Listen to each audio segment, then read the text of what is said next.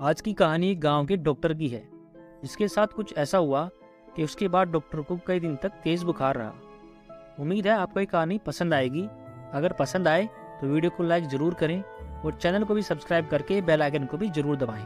अगर आपके पास भी ऐसी ही कोई स्टोरी है या फिर आपका भी कोई ऐसा ही एक्सपीरियंस है तो आप भी उसे मेरे साथ शेयर कर सकते हो।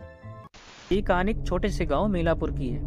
पहले समय में गाँव की तरफ इलेक्ट्रिसिटी की सुविधा बहुत कम ही हुआ करती थी और ज़्यादातर लोग लालटेन या दिया सलाई का ही इस्तेमाल करते थे। ये गांव भी कुछ ऐसा ही था और इसी गांव में एक डॉक्टर थे आलोक नाम के, जो बहुत भले और दयालु किस्म के इंसान थे। सारा गांव डॉक्टर साहब से बहुत खुश था और उनकी बहुत प्रशंसा भी करता था।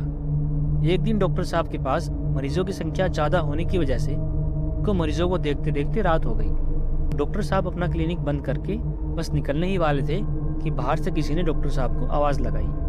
डॉक्टर ने बाहर देखा तो एक औरत खड़ी थी। ज़्यादा साफ तो नहीं दिख रहा था, लेकिन डॉक्टर साहब को इतना समझ में आ रहा था कि ये गांव की एक औरत है जिसने घूंघट किया हुआ है। डॉक्टर के पूछने पर उस औरत ने कहा कि उसकी बहन की तबीयत बहुत ज़्यादा खराब है और उसके पेट में भी बहुत ज़ोर से दर्द हो रहा है।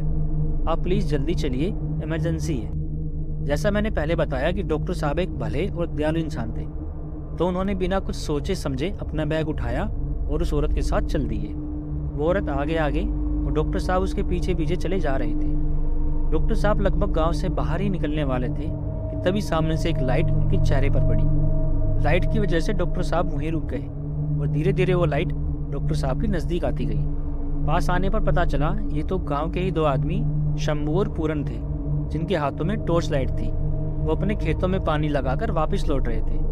उन दोनों ने डॉक्टर साहब से पूछा कि आप अंधेरे में इस रास्ते से कहाँ जा रहे हो और आपके पास कोई लाइट भी नहीं है। डॉक्टर ने उनको सारी बातें बताई और कहा कि मैं उस औरत के साथ जा रहा हूँ, इमरजेंसी है, आपसे बाद में बात करता हूँ। तो शंभू ने डॉक्टर का हाथ पकड़कर रोका और पूछा, कौन सी औरत?